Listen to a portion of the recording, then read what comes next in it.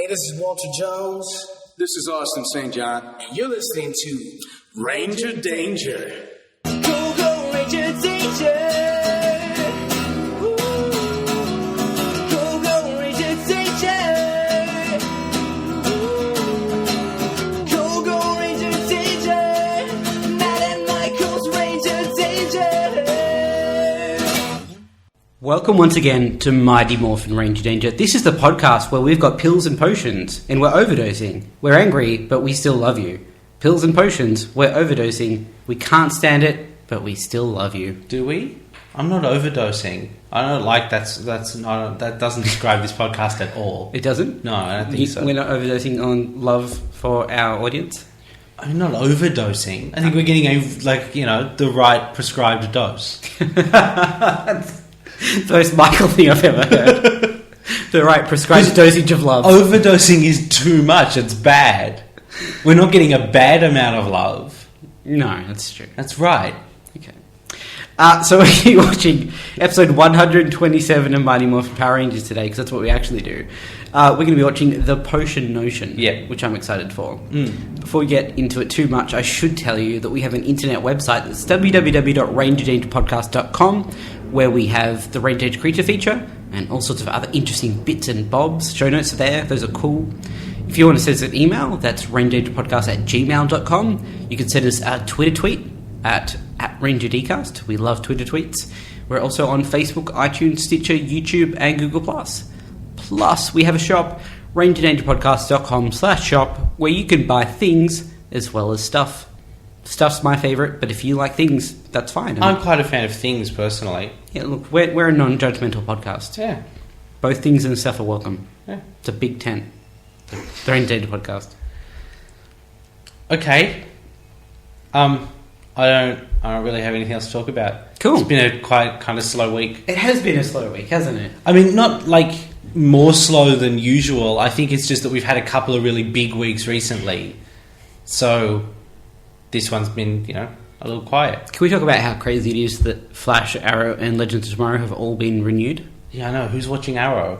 Well, I am, because it's super great. Is it super great, though? It is super great. Is it? It's now super great. I love it every week. Okay. But also, that means that they've got, 20 superheroes running around on the CW now. Yep. And it's just an ongoing thing. Yep. It's going to keep happening. Yep. Yeah. It's clearly more surprising for me than it is for you. I mean, once all of those shows made it to, the second season... Yep. It's that's never going to stop now. They're the three top rating shows on the CW. They're not ever going to stop making them. It's the best thing I've ever heard. Well, you say that now, but when we get up to Arrow season 7, and it's just gotten so dumb. See, they're making Supernatural's 12th season, and it hasn't been good for 7 seasons. I don't know that it's going to happen with Arrow, though, because I could absolutely see a point here, especially with the CW, where we get to season 7 or 8, and Oliver Queen retires. Sure. And it's just someone else being the Arrow. And it becomes like comics, where it just keeps going. Maybe they get in a new creative team or something like that, and they could just keep going. I mean, it just has to get bad eventually. Does it? Yes. Though? Can you think of any TV show that's been consistently good for a decade? Doctor Who? I don't know that that's true. I mean, look, it's had its ups and downs, Yeah. but it's also I still look forward to it every time it's out. Sure. And if that can be true of Arrow in 10 years... That would be amazing. Yeah, it would. It's just, it probably won't become Smallville, but that's always what I'm afraid of. No, with every TV show. The thing is, Smallville started out Smallville. It did. And it got more Smallville as it went. It really but did. it was always there. Oh, God. But Arrow now isn't Smallville. Oh, God.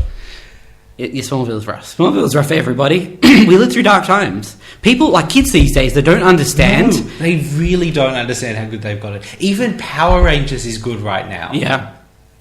Yeah, I don't think they could possibly understand that we would be excited because there'd be one show about a superhero on television. Yep. And in that show, the best we could hope for was that he sometimes used his powers to do cool farm work. That was it. That was the high point of our week. And then they would do things okay, he's not Superman yet, that's fine. But he's his cousin who is already Supergirl and just that's just going to be a thing. So Supergirl's going to exist before Superman. Yeah, and that would seem cool, and they'd tease us with that for a little bit, and then she'd be going like, oh no, she has to leave for 2 years. It just sounds terrible. Even the things they got right, they got wrong. Yep. They're going to do Doomsday, and he's just going to be like a dude. Yeah, he's going to be like a clone of Jimmy Olsen or some shit. So many characters on that show, they're going to do that thing, but it's just going to be a dude. Yes. He's going to be a weird dude. Yeah. Like Zod, he was just like this weird guy that would walk around. What a dumb show. I can't believe it ran for a decade. Well, it ran for a decade because that's all we had. I know, but how was that all we had? How were we not in season 6 and someone went, actually, I think we could probably do a good show instead. Yeah. It's interesting, too, that Green Arrow was the only high point of that show for a decent amount of time as well. That's because, as on Arrow, they were just making a Batman show. Yeah. He was just Batman, but they legally could not use Batman. Yeah, it was pretty great. Yeah. Yeah.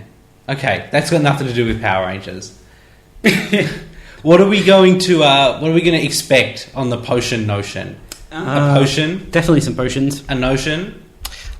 A notion might be too much to ask. It might just be because it rhymes. Yeah. Yeah. What sort of potion do you think? I'm going to say love potion. It seems to be a Just pretty 'cause fair guess. It's like the trope. Who gets hit with the love potion? I want to say Amy Jo Johnson. Yeah. Just because I know we've got like 5 episodes or something like that left with her. A bit more than that, but I mean, assuming that transition happens in a different shade of pink, which I think seems to be a fair guess on my part. Yeah. I mean, 1, 2, 3, 4 different episodes, but that includes a 2-parter and a 3-parter. So yeah. But also, we know that Amy Jo Johnson has been barely involved at this point anyway. Yep. So, I want a good... It'd be nice if you could have a showcase before it's time for her to just... one last Kimberly episode would be nice. Yeah. And instead we're going to get a 3rd Rocky one in the row. I mean, yeah, it could be Rocky, couldn't it? That's the problem with this show and with life. Is how often it could be Rocky. It could always be Rocky. Rocky could be waiting around any corner. Oh... I know, it's something we all have to grapple with. And I just don't know how to cope with that. I don't know either. I guess we're going to have to go and watch the post. Maybe it'll be good. Remember at the start of this season was kind of good? Yeah, I remember And then that. we've just had a couple of bad ones in a row. But maybe this will be it was peaks and valleys, swings and roundabouts. Maybe, but maybe now it's a roundabout. Rocky brings you so far down, it's hard to remember what hope was. I know that on some planets it's written like the letter S. Yes. Okay, that's helpful. I'll use that as my light to try and pull myself out of the darkness. Yeah. Let's go watch the potion notion. Jesus Christ. We'll see you guys in a sec. And we're back. That was pretty good. Faith in humanity restored. That was just a nice little episode of this show. It was genuinely sweet. Yeah. In a way that I'm frankly amazed Power Rangers could pull off. Right. Especially after we've had a couple of really crappy episodes. Like really terrible. But that was nice. I think sweet is the right word. It was sweet.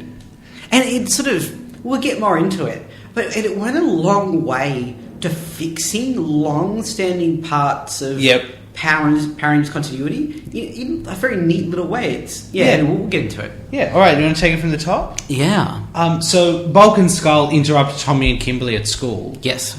They're kind of shaming Tommy, really, is what they're doing. And Kimberly's all into it.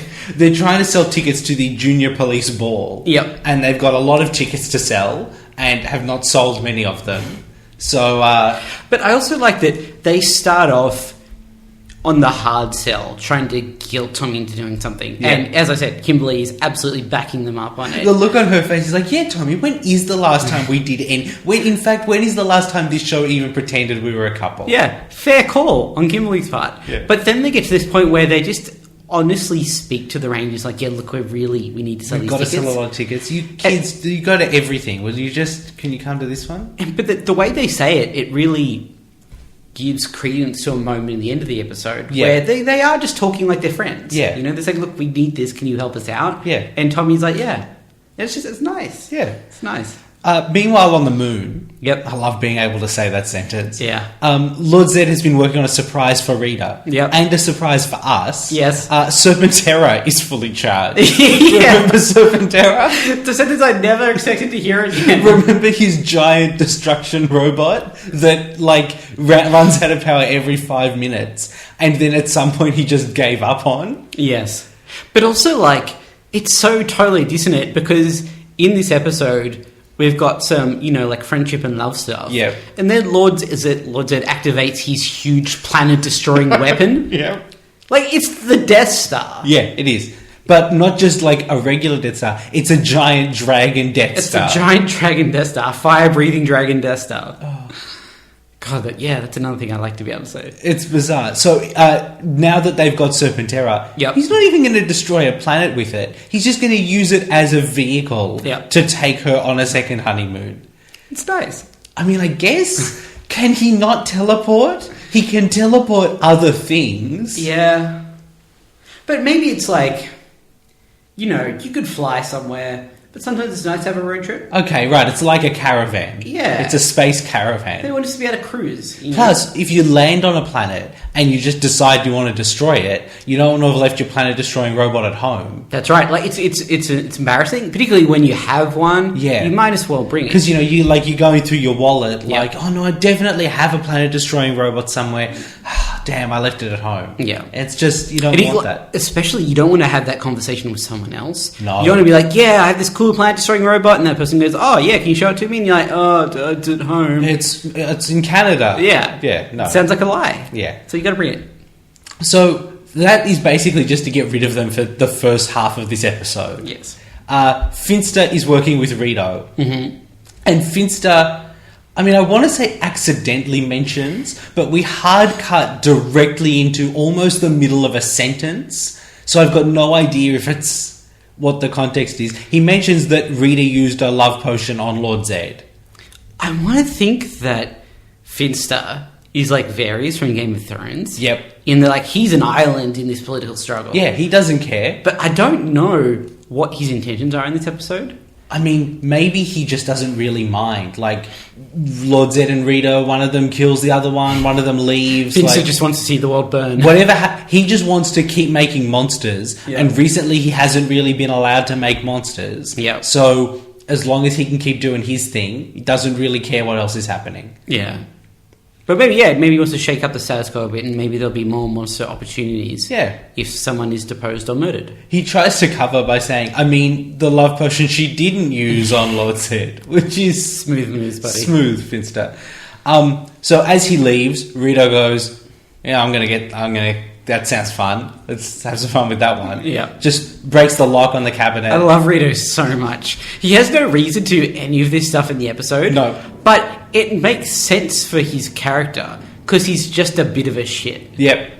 He's just like, oh yeah, well, I've got nothing else on today. I Yeah, let's fuck around with the love play around potion. with the love potion, see what's going to happen. So he sprays it on this monster that's lying on the table. Yep. She falls in love with Rito. Yep. This monster is Mischief, who is...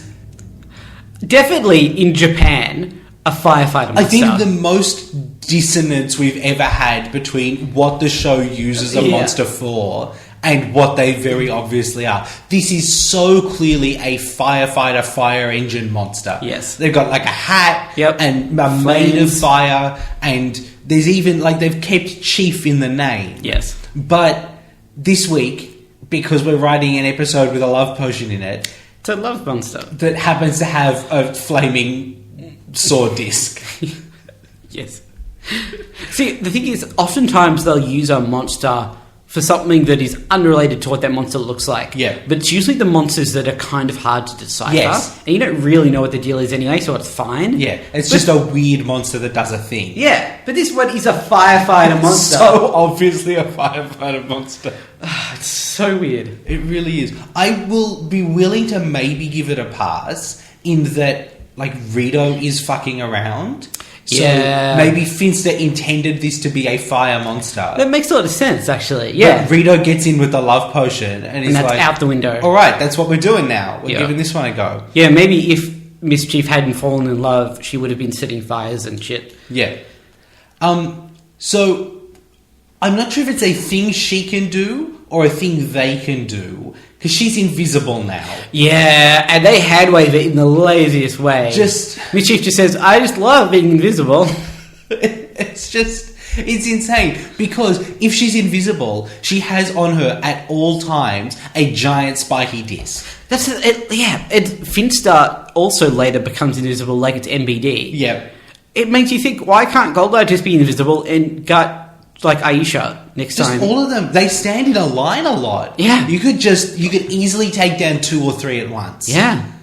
And then you're still invisible. And if you weren't Goldar, you could probably do all 6 at once. Yeah, But it's Goldar. Someone, we've seen them do vast amounts of damage. Why not just make a giant invisible monster and step on them? Yeah. But you wouldn't know where to punch. I mean, just anywhere. Can you imagine doing that, like, flying, like, 2-fist thing that the Ninja Megazord does at some air? It just goes straight into the ground. Yeah, and then just sort of having to awkwardly walk away from that? It'd be rough. So she's invisible. Yep. And she's walking around causing havoc at the school. Yes. Who does she get first, Matt? First of all, it's Kimberly, isn't it? Yep. And who does Kimberly fall in love with? Skull. Yeah. Amy Jo Johnson is the best actor in this show. I mean, it's not even in question, really. It's so good. Yeah. I'm so happy we got what we wanted. Yeah, We it's- wanted, like, a Kimberly showcase So episode. unusual. We got it. It's great. She just sells it as, like, I don't know how to describe it, but it's so much more romantic than she's ever been with Tommy. Yes. It's actually a little weird when she goes back. Yes. Because it's like, oh, why don't you love Tommy like that? Yeah. Which, I mean, I know the answer because it's fucking Tommy. I know the answer because I saw his hair at the end of this episode. And we'll talk about that because I've got notes. But, yeah, so she's in love with Skull. Yeah. And Skull is confused, Yeah. but on board. And, man, Skull is one of those guys that clearly just needs to be loved. Yeah. Because, like, he doesn't respond super well to it, but you also see a side of Skull that is just genuinely happy in a way that he never is. That's otherwise. one of these things this episode does really well. It's the best interpretation I've seen of Bulk and Skull, maybe all show. Yes, absolutely. Like, they're not bad guys. Yeah. They can be dicks sometimes, but they don't ever really, like, have bad intentions. No. And they are still underneath nice human beings. Yeah, they're just misfits, you Yeah. know? And, like, as soon as they get a chance at someone actually legitimately loving them, they kind of turn into nice guys. Yeah. So Kim asks Skull to the ball. Yep. And, I mean, Tommy basically immediately goes to something is up. Which, on one hand, given how often something is up, is fair enough. We get it, but, you know, just because someone doesn't love you doesn't mean it's magic. Wait. She doesn't think I'm the coolest person Yeah. here? Well, Must be sorcery. definitely under a spell. It's probably the devil. So next Mischief gets Lieutenant Stone, who we haven't seen, I think, since his first episode. Oh, no, he's been there since then. Has he? But not super often. And she zabs him, and he falls in love with Miss Appleby. Yep. And she is not on board. The thing is, she seems very much like not on board because I can't be on board and this is too weird. Sure. But I'd love to be able to be on board. No. If he wanted to, like, you know, take off his shirt and romance novel her, Yeah. she'd be 100% for it. Yeah. It's just weird that they've never met, and she walks into the classroom, and he's all of a sudden like, yeah, I want some of that. Yeah, she's very torn because it's like, this is a creepy stalker thing to do. Yeah. I wish you weren't a creepy stalker so I could actually have feelings for you. Yeah. Anyway, and then Mischief gets Bulk. Yeah. Matt, who does Bulk fall in love with? Aisha. This is kind of excellent, isn't it? It's so good. It's kind of excellent. And it's great because it's so ambiguous what Aisha's response to this is. Yeah, it's like, it's a little bit of disgust. Yeah. But also a little bit of like, I don't mind this. you know, if people want to start talking that sort of stuff to me all the time, I mean, I kind of think that that's what they should be doing. Yeah. Yeah, It's so good. It's very good. He tells her to come with him to the Casbah. He doesn't know what that is, but they'll find it. That could be the best joke this show has done. It's pretty good. It's just Because it's note perfect for Bulk, Yes. who would absolutely have heard that sort of thing somewhere, Yeah. and not really know what's going on. Not taking it in, No. but also decided it's okay to use despite not That's knowing the what it is. sort of romantic thing you say to a girl. I'm not entirely sure what it means, but we'll figure that out. Yeah, that's not important right now. Anyway, so now Goldar's here to just drag this episode down, frankly. But there again, I still feel like this is also the best Goldar who's been in a while. Yeah. Because it's the first time I truly, properly understood that Goldar desperately wants to be with Lord Zed in the romantic sense. Yes. Like, it's so clear in this episode. It really is. All he wants to do is separate Rita and just... He says, I just want to be with Lord Zed forever. And you're like, oh... Right. Here's the thing. Tim and I were talking on an episode of Dino Charge recently about how I'm not sure if this show is super gay all the time. Or because it's so asexual, good male friendships are written at the same intensity as the romantic relationships on the show. Yes. So, like... that if Kimberly and Tommy were like making out every week, this would just be like Goldar going, no, I want to be the second in command. But because they're being about as romantic as Kim and Tom get as well, it seems it's all really at the same gay. tenor. And everything ends up at that same height. Yes. Or maybe Goldar is just super into Lord Zed. Yeah, the thing is, that's how you, like, I have to read the scene based on the rest of the episode. Yeah. You know? Yeah. You mean the rest of the episode where he formulates a plot to break up the hunky boss with his cheerleader girlfriend? Yes. And then swoop in? Yes. Yep. That's exactly it. That's exactly it. Oh boy. Alright, so look, Goldar decides like he wants to prove himself. So while the guys are away, why don't they just come back to some Power Rangers heads on sticks? Yeah. That'd be a good way to prove himself. Yep. So he teleports down. The Rangers are in the park trying to figure out what the hell is going on. Fair cop. They ninja up. They fight some Tengas. It's fine. There's some cool stuff.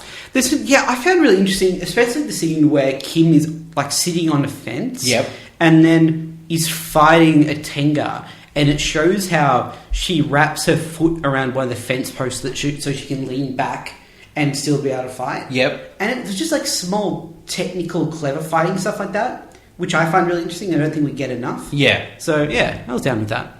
Then Rocky kicks Goldar in the back and he goes away. I hate Goldar so much. Like, he kicks him down. We cut to a very short scene. And when we cut back, all we get is, like, Tommy going, oh, so you're retreating, are you, Goldar? And Goldar going, yep, I'm out. Because I think he frames it as like, oh, it's tactical retreat or whatever. And Goldar plays that as, yes, that's a legitimate thing, I'm leaving. Yes, I have heard of tactical retreats before, and I'm making one of those. Yeah. I hate him so much. He's so bad. So, in Serpentera... Yep. Serpentera runs out of energy.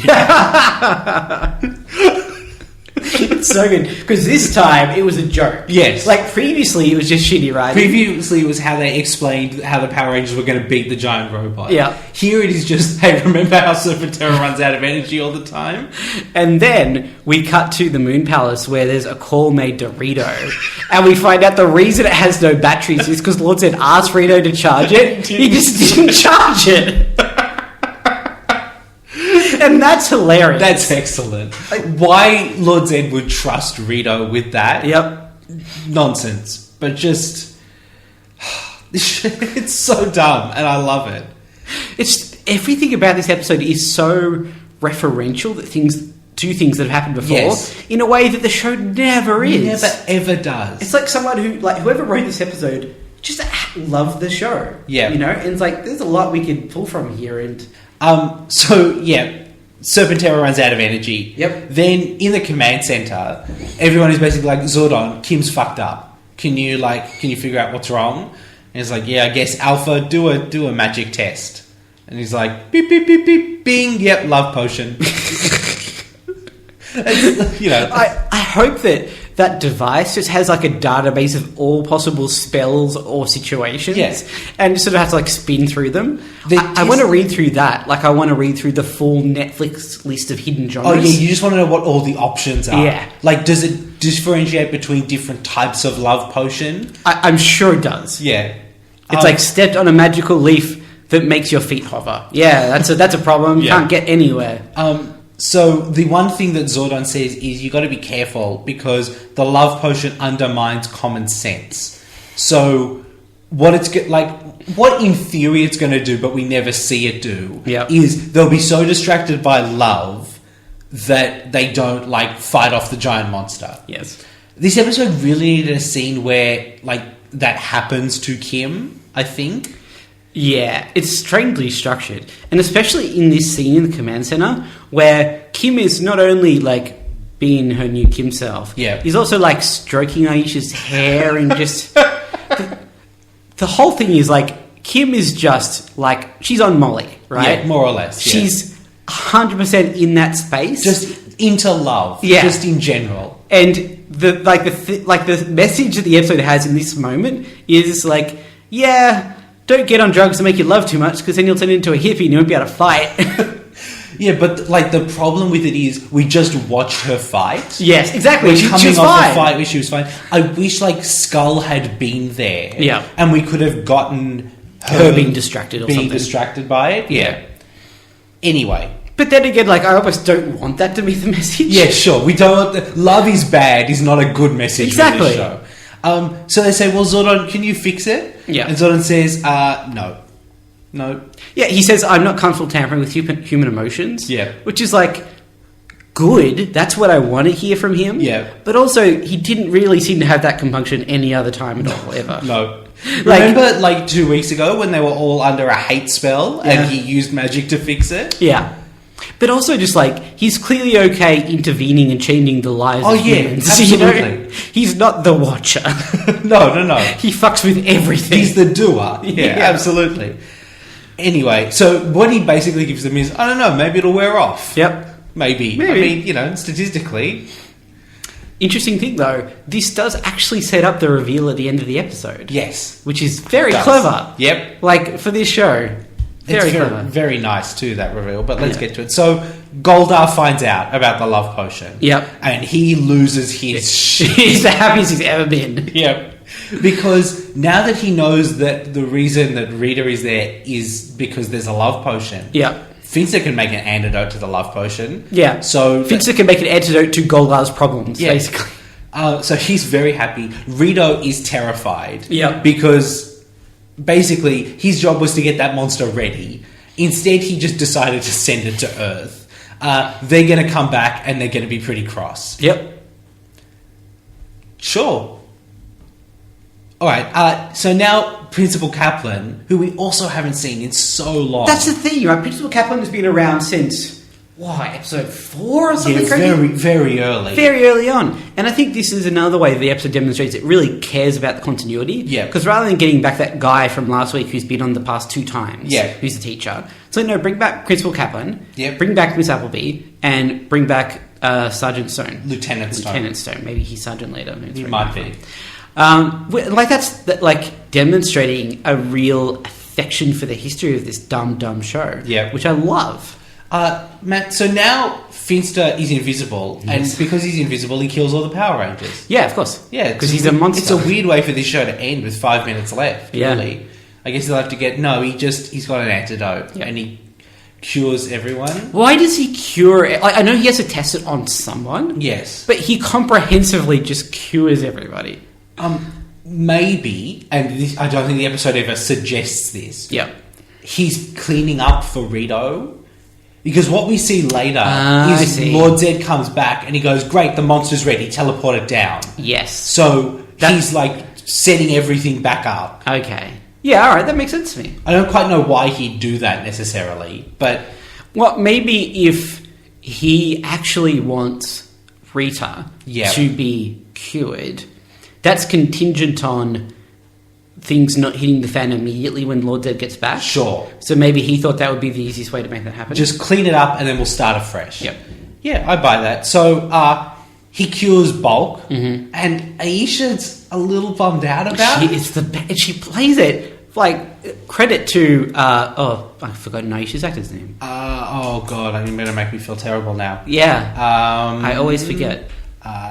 Anyway, Yeah, that person. Yeah. But, like, hasn't been super great in the acting department, but she sells that moment of just like, oh, that's probably for the best, but also a little disappointing. I could have been into that. Yeah. That's a shame.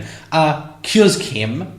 Yes. Kim, it's got to be shitty for Skull, doesn't it? Yes. But there again, that's not abandoned. No, you know? exactly. On the regular show, on what this show normally is, Yep. it would have just been shitty for Skull. Yes. In this episode, Yep. they address that. Yeah. It's just so unusual for this show. It is a lot like an episode of Dino Charge. Yeah. Where, like, you have your sort of wacky story, but then they just treat all the characters like people as well. Yeah. If this didn't have the transforming into superheroes and giant robot fights, Yep. it could be an episode of like a teen fantasy show. Yes. Because you've got to have the love potion still. Yes. But it's just, it's fine. It's good. It works. Yep. Okay, so Rita and Lord Zed arrive back. Yep. And Goldar is like, quick, spray the potion. And Finster sprays Rita with the love potion. Awesome. As she falls in love with Goldar. And Finster and Mischief and Rito think it is the best thing they have ever seen. Because it is the best thing they've ever seen. She's sitting on top of him playing with that weird matted hair that he's Oh, got. and I think, like, sitting on top of him is underselling it. She straddles Goldar. It's messed up. It's so weird. It really is. And because, like, Rita's, especially lately, since she changed actors, Yeah. her tone has always been screechy angry. Yeah. To see her in that mode Yeah. is so dissonant to my expectations Yeah. of everything she's going to do. Ugh. So Goldar's like, please stop it. Please end this. Whatever you like. He's just, begging. I need this over. So Finster begrudgingly does that. And then Lord Zed comes in. Yeah. And as we mentioned before, he just goes, oh, great, monster's ready. You down. Yep. Doesn't even take a second.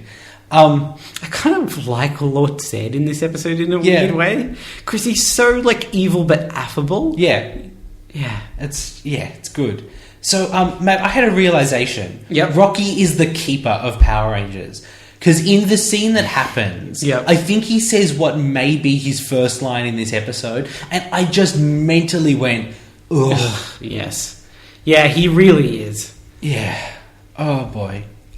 But he's worse because sometimes episodes are just about him. Well, that's the thing. Like, much better that he plays the keeper role where he just shows up every now and then. Yes. The problem is that a lot of the time he's just on the team. Yeah. Imagine if Keeper was like one of the Power Rangers on Dino Charge. Yeah. That'd bring every scene down. So now the Power Rangers fight Mischief. Yep. Where she's now just decided to be a fire monster. Yeah. Well, you know, no longer in love, I guess. She's got like a big saw blade Yep. that she can throw when it spins around. It's pretty cool. Slower than you'd expect. Yeah. And sometimes it hits them, and sometimes Tommy stabs it out of the sky. Kind of. It's very ambiguous what happens with his sword there, Yeah. but hey, good to know that they remembered he has Saba. So she grows. Yep. That happens pretty quickly. Yes, it does. I miss, in more recent Power Rangers, those forced perspective shots where Yes. the monsters look giant. But we get one. We get one here, Yep. but I miss one in like modern Power Rangers. Yes. Because now they can use CG. Yeah, It's it's not quite the same. It's not the same. Yeah. They really work. Yeah. Like, Well, it's the practical effects thing, right? Like, practical effects just give you a sense of something happening where the CGI never will. yeah. Oh, well. Is this a new Megazord summoning thing? Yes. But I don't think it's new so much as they're just not consistent in how they summon these Zords. They just, like, So all the- in a row yell the name of their animal yeah. and colour. Yep. And then the Zords can, like, they hold out their arms and coloured lightning. Yeah, but not like the archway that they did before was 3x3. They're all in a row. or One. arms into the centre, which we've seen as well. Yeah. Why keep shooting new ones? I don't want to complain about them shooting new footage, but I why? think they're just kind of lazy about it this season. I think they probably put it on the directors to be like, you figure it out. And the directors just kind of make it up based on what episode it is. It's just... Like, I'm sure that like the line in the script is seen as summoning Zords. Yeah. And then they're like, what did I say? It just doesn't matter. So, this is interesting too. The Megazord summoning sequence, Yep. I'm pretty sure is out of order. Because we see the arms get their, like, hand coverings. Yep. And then go onto the body. Huh, I didn't notice when that. it normally happens the other way around. That's weird. It's just, like, why is that not just, like... A stock thing. A strip of film Yeah. that gets spliced into the episode? Yeah. Why would it ever I be know that different? sometimes they just cut little bits off the end of all those scenes for Yes. time. They'll slice, like, fractions of a second off in different Yep. situations. So I understand that it is probably multiple bits that they sort of play with, but... It just seems weird for them to get it wrong. Yeah. maybe it's a Anyway, weird one. so the saw blade is now just made of fire. Yep. Which is pretty cool. That is cool. It attacks the Megazord. They're like, "Oh no, Tommy, we need you." Tommy's like, "You sure do." The thing is, it's not long enough, No. but we do get a few moments of a back and forth fight here. Yeah. There are some, like, there's some punches and some kicks, and the bad guy throws a weapon, and Yep. I enjoyed that, and I wish we had some more of that. Be good if it was. I mean, here's the thing. I don't think there's anything else in this episode I'd sacrifice for it, except Yeah. maybe that fight with Goldar, because, Yeah. But, like, this is a tough one because it's just so packed full of stuff. Why good was stuff. this not a two-parter? Why was Stop the Hate Master a two-parter? Yeah, I would much prefer a two-parter of this. That Yeah. would be great. Anyway, so Tommy comes in. Yeah. I don't know why they don't just wait for Tommy to join onto them before they start the fight. He takes a long time. But anyway, they do their flying sky punch. Yep. Beat the monster. Yep. All right. So back I on... miss Chief. Yeah. She's dead now. She felt love so fleetingly, and then was punched to death. Yep. As happens to us all, really. So back on the moon, Yeah. Rita's like, Goldar, I'm not entirely sure what's going on, Yep. but I'm pretty sure it's all your fault. And he's like, no, enough. End this now. So Finster administers the antidote, and Goldar yells the words, your marriage is a sham. On Power Rangers, Matt. On Power Rangers. It does very, very fleetingly become an episode of Days of Your Lives. If you wrote a list of phrases that you would not expect to be yelled on Power Rangers, I would comfortably put your marriage is a sham on that list. It'd be pretty high, yeah. Just, it's insane. So Matt, what's the reveal here? The reveal is that Lord Zed actually just genuinely loves Rita. Right? The love potion must have worn off a decent amount of time ago. Now it's just love. That's so nice. It's nice, right? It shouldn't be nice. No. It should be sweet, and it shouldn't be just a little bit moving, but it is. Yeah, he digs her. There's just love. Love Yeah. between monsters, man. Anyone can love. Yeah, beautiful. even horrible skinless monstrosities from beyond the stars. Yeah. There you go. Love is universal. Literally. Yeah. Oh boy. All right. So I feel like there's more to say about that. I don't know what it is. no, it's nice. I think it's because, as I was saying, it was a plot thread that was brought up, so long ago. Yeah. And then they just kind of forgot about it. But because they forgot about it, there was this lingering thing where Rita was just kind of like a brainwashed slave Yep. in perpetuity, Yep. which even for villains is super messed up. Yep. You don't really want to happen to anyone. Whereas they took the time to be like, you know what? That's not what it is. It's genuine love. And it retroactively makes all of the previous stuff better.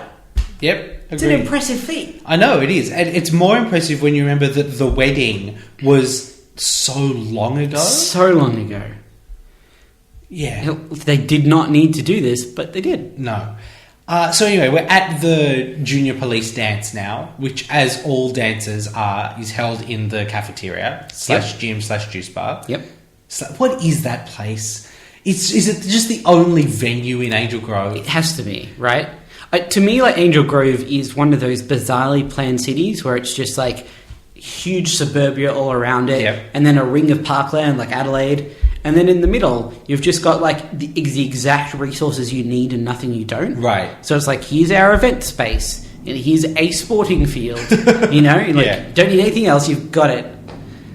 Oh boy. All right. So either the band or the dance is called Flames of Love, Yes. which is the saddest attempt at justifying a monster. Yeah. Like, oh yeah, remember, it wasn't even the fireball, it was the policeman's ball. Why is the theme fire? I'm not saying that policemen and firefighters have to, like, hate each other, but you have to imagine there's at least a friendly rivalry. How far are you into Brooklyn Nine-Nine? Not far enough for whatever you're about to say to make sense. Okay, never mind. But, like, the idea that I can't imagine the junior firefighters ball being, like, locked up in love. Yeah, that'd be a weird one. Yeah. Anyway, Bulk is dancing with a girl. Yeah. With no explanation. He's just allowed to dance with girls because he's no longer a cartoon character now, all of a sudden. I mean, I'm all for that. Yeah. It's just bizarre and out of place. Yeah. So most of the Rangers are, like, standing off to the side. Billy invites Aisha to dance. Yep. Not particularly romantically, but just... Yeah, but it's interesting because Aisha has this moment of, like, I don't know, oh, okay. And it kind of sells that as, like, on any other show, that's a setup for 100 episodes down the track when Billy and Aisha get together. No, she's just confused by his weird blue turtleneck under a black button-up shirt outfit. Right, she's confused by autumn style. Yeah, it's the most stylish she's ever seen Billy. He used to wear suspenders all the time. That's true. She's like, this is surprisingly cool for you. Yeah, he's on point. Yeah. Well, for 1994. Yeah. But... Man, like, this is another one of those things where Billy, if you compare Billy to, like, Pilot Billy... Oh, God. He's come a long way. Yeah. And this is one of the few episodes that really takes a moment to very quietly and subtly recognise that. Yeah. In that now he's a cool adult. Yeah. You know? And not like a gawky, uncomfortable Not a teen. giga-dork. Not a giga-dog. No. So, Tommy's hair... Yeah. Let's discuss. It's out of its ponytail. Yep. And it's out of whatever they normally do to style it. Yep. And it is just long and all over his shoulders. Yes. It doesn't look good. No. It's not a good look. It's a good thing for me to see, because I know that if I didn't pay attention to my hair for too long... Yeah, I could certainly see it reaching that It could get to that, so I have to see that and be like, oh, that's horrible. Yeah, it is. No one should ever do that. It really is. So he and Kim are dancing. Yep. And, you know, I guess it's sweet. I don't even really think of them as a couple. No, that's especially after this episode. And as we've discussed, seeing Kim genuinely have affection for someone makes you realise how completely false their connection is. Yeah. So, yeah, I did not get a lot from that. Except that I know Kim's going to be gone soon. Sure. And Kimberly and Tommy, as much as it's been a basically non-existent thing, has been a thing. Yes. For a long time. She was into him in episode 17 when he showed up. Exactly. That was 110 episodes ago. Yeah, and now we know that this is kind of the end of that, really. Yeah. And that's a bit bittersweet. Yeah. Anyway, it's a little undermined by all the times Tommy's gone away and come back. Yes. Yeah. Anyway, so she says to him, I was kind of an asshole to Skull. Do you mind if I go make up for it? Yep. And he's like, I mean, I guess. He's not really as into that idea as I think he maybe should be. I get that it's a weird moment for him. Sure. And the fact that he says yes at all is kind of like, makes me feel a little better about Tommy as a guy. Anyway, yeah. Because like my headcanon version of Tommy would be like, fuck off, don't dance with that dweeb. You know? Sure. So she just goes and sits down next to Skull. Yep. And Skull is like, fuck you. How about that? Yeah. Which is, I don't think, an unreasonable reaction. No. Because he doesn't know about any of the potion stuff. No. He just knows that he was just manipulated. Yeah. And she's like, I think maybe we'd be better as friends, which is not quite, like, doesn't quite explain what she did. But no. Does, like... Also extend a hand of, like, yes. You know, like, we're cool. You know? Especially because Skull then says, like, wait, are we friends? Is that a thing? Yeah. And she's like, yeah, sure. We could be friends. And the thing, I don't even take what she says that way. I almost take it as her saying, acknowledging something that's gone unspoken over the past 50 to 100 episodes, Sure. which is that, like, we are kind of friends now. Like, I don't hang out with you guys all the time because No. I've got 5 other color-coded friends that I do that. But they're in all the same classes. Yep. They do stuff outside school together. Yep. Yeah, they might as well be And friends. they now are at a point now where I think they all genuinely care for each other. I kind of wish Kim wasn't leaving. Yeah. Because it'd be really nice if, like, Tommy doesn't love Bulk and Skull, Yep. but Kim and Skull are friends. Yeah, that would be cool like a dynamic. really nice little just extra thing on Yeah. the side. But she's out of here in like 6 weeks. So Yeah. what you gonna do? And then Adam. See, if this was Rocky, I would be like mocking Rocky mercilessly for what's about to happen. I know, and it's unfair of us to do that. Yeah, but because it's Adam, it's amazing. So after Kim leaves to go talk to Skull, Adam just steps into frame and just offers Tommy some celery and just says, "Celery?" Which actually could be his first line this episode. And Tommy's like, "Sure," and takes a stick of celery. Yep. And it's like hilarious and charming.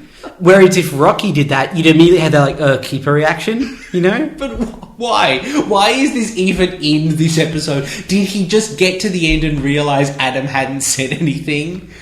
What? I suspect maybe that's what happened. And they said to Johnny Young Bosch, look, just, you know, step in to say something to Tommy. So he like grabs the celery and he's like, celery? I would love that to have been an ad-lib. Yeah. That would make it so much better. I reckon that's what it is. Oh. Because So they're not going to write celery in the script, right? No, I mean, who knows? Who knows on this show? I reckon it's an ad-lib. And that's the end of the episode, Yeah. basically. Matt, what plays over the credits? There's an extended scene of when Bulk is falling in love with Aisha initially. So it continues up to the Casbah joke. Yes. Still funny the second time. Yeah. And then there's just a bit of him saying Aisha's name to Skull. Aisha walks away, Yeah. and he just keeps saying Aisha's name and accidentally says it to Skull while stroking Skull's face. Yep. It's a strange one. All right, and that's the end of the episode. That's it. Matt, let's rank it. This is an Adam episode. Hard Adam. The more I talk about it, the more I like it. Yeah. It's just, if you had to show someone an episode of Power Rangers from recently, Yep. and they like, when is this show good? Yep. This is a good episode of this show. It is a good episode, but it's also got everything about it that makes it dumb in the good way. Yes. You know? Oh yeah, there's a fire engine monster who's invisible and sprays a love potion. Yes. Yeah. It doesn't shy away from that. No. But still does great stuff. Lord Zed gets in his giant planet-destroying machine, and it runs out of power because his brother-in-law forgot to charge it. That's like everybody loves Raymond joke. Yeah, absolutely. Ray's car doesn't start because whatever his brother's name is forgot to put petrol in it. Yeah. Absolutely. Yeah. Oh, it's so good. And it was just a loving episode in a way that Power Rangers generally doesn't have the range to achieve. Yeah. It was an episode that felt like it liked this show as much as we do. Yeah. And that's just really It nice. feels nice, doesn't it? And being able to like it, not in a demeaning sort of like, oh, isn't this stupid? We know this is stupid. It's like, yeah, it takes a sense of vulnerability. So, are you ready for an interesting fact about this episode? Boy, am I. The lady who is singing in the band... Yep. About 3 months after this episode aired, married Ron Wasserman. Wow. So they must have already been dating, and that's Yeah. how you get on this show. That's awesome. Go Ron Wasserman. And She's cool. then She's been cool. performed this song Yep. that she performs in this in a film called Casper Meets Wendy. What? Have you seen Casper Meets Wendy? I don't think so. Okay, I've Who's seen- the Wendy half of that? This is time for Michael to admit the most embarrassing thing about Michael. Okay. I've seen Casper Meets Wendy like 50 times. What? Because when I was a kid, Yeah. Casper Meets Wendy was available at the video shop. Okay. Casper Meets Wendy. Wendy is like Wendy, who I think is like an Archie Comics character, What? who in this film was played by Hilary Duff. What? This movie came out in like 1998, so this is pre like Lizzie McGuire, Hilary Duff. What? I'll show you the box. Hold on. Like, this is this movie. Well, it's just Casper. Oh yeah, it's Casper the Ghost. You know who else appears in that movie? An actor by the name of Blake Foster, Yeah, I know. who is Justin, right? Justin, one of our future Power Rangers. Whoa! Right? That's bizarre. Is that not insane? That is insane. Was this after the Casper movie? Yeah, so this is like the third or fourth Casper movie in like...